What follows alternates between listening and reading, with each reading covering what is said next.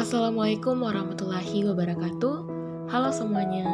Jadi melalui video animasi ini, saya sudah merangkum lifespan mulai dari masa prenatal, neonatal, masa bayi, masa kanak-kanak awal, dan masa kanak-kanak akhir untuk memenuhi salah satu tugas akhir pada mata kuliah psikologi perkembangan anak. Sebelum itu, perkenalkan nama saya Andi Nurul Aisyah Syabamba, akrab dipanggil dengan sapaan Ica, dan saat ini sudah berusia 18 tahun.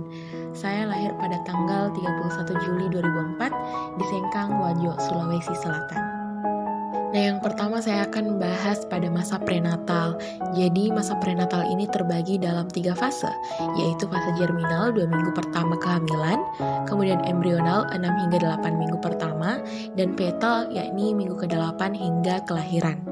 Nah, menurut ibu saya, pada masa prenatal ini saya jauh lebih aktif dibandingkan pada saat kehamilan anak pertamanya tidak lain dan tidak bukan adalah kakak saya. Saat memasuki bulan keempat, ibu saya sudah mulai merasakan tendangan lembut dari janin. Kemudian memasuki bulan kelima, aktivitas saya di masa prenatal ini sudah sangat aktif dan tendangan perut sudah sangat terasa dan ngilu terlebih di malam hari. Nah, pada masa ini nafsu makan ibu saya juga jauh lebih tinggi dibandingkan pada saat kehamilan pertamanya. Selanjutnya memasuki masa neonatal yang dimana dimulai sejak masa kelahiran hingga 2 minggu pertama. Jadi alhamdulillah saya lahir setelah 9 bulan 4 hari dengan persalinan normal. Saat itu ibu saya melahirkan mendadak tanpa bantuan bidan karena terjadi dengan sangat cepat dan lancar. Untuk perkembangan fisik, berat awal saya yakni 2,8 kg dengan panjang hampir 50 cm. Untuk perkembangan motorik, pada masa ini saya bergerak seperti bayi normal pada umumnya, seperti refleks sentuhan yang sensitif. Begitu juga untuk perkembangan bahasa, saya rutin menangis dan terkadang mengeluarkan suara dagukan. Kemudian masuk pada masa bayi, yakni dimulai pada 2 minggu hingga 2 tahun pertama. Yang pertama saya melihat dari perkembangan fisik. Jadi menurut ibu saya pada awal fase ini, 2 minggu hingga 6 bulan berat badan saya terbilang cukup ideal untuk anak-anak usia itu. Meskipun pada sekitar usia 1 tahun berat badan saya sulit naik karena pernah cacar dan sering demam. Sedangkan pada perkembangan sensorik dan bahasa, saya sudah mampu melakukan motorik kasar seperti menegakkan kepala dan tengkurap pada saat memasuki 5 bulan akhir. Kemudian saya baru bisa duduk mandiri pada saat mau memasuki usia 8 bulan. Bahkan saya baru bisa belajar berjalan ketika memasuki usia 16 bulan. Jadi memang menurut ibu saya sendiri hal tersebut tergolong lambat apabila ia membandingkannya dengan perkembangan motorik sensorik kakak saya.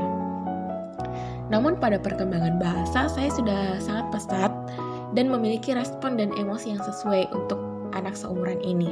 Sebelum usia 1 tahun saya sudah dapat mengatakan susu, mama, bapak, nono atau tidak dengan baik.